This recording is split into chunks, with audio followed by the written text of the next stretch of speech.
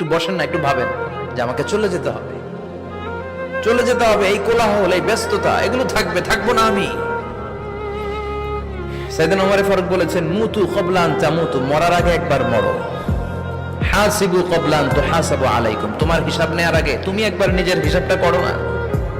কাগজ বের করে একটু লিখো না, কি কি ভালো কাজ করছিলা যেগুলো দিয়ে নাজাতের ওসিলা হতে পারে, 1 2 3, আর কি কি আকাম কুকাম করছো দেখো না, লিখে দেখো তোমার অবস্থাটা কি। মরার আগে একবার মরো।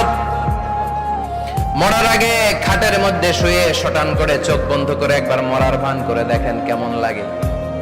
চোখটা বন্ধ করেন আর ভাবেন আপনি নাই, কি কি হতে পারে ভাবেন। আপনার ছেলে মেয়েরা কান্না জুড়ে দিবে, আপনার প্রাণের স্ত্রী বিলাপ শুরু করে দিবে, বন্ধু বান্ধবের চিৎকার আর মাতম, স্থানীয় এলাকার মসজিদে ঘোষণা, অমুক এলাকার নিবাসী অমুক ভাই অমুকের ছেলে অমুক দুনিয়ায় নাই। সব আত্মীয়রা চলে আসবে, ফেসবুকে স্ট্যাটাস দেয়া হবে, সবাই সবাইকে জানাবে বিকাল 4টায় অমুক হাই স্কুল ময়দানে আপনার জানাজা।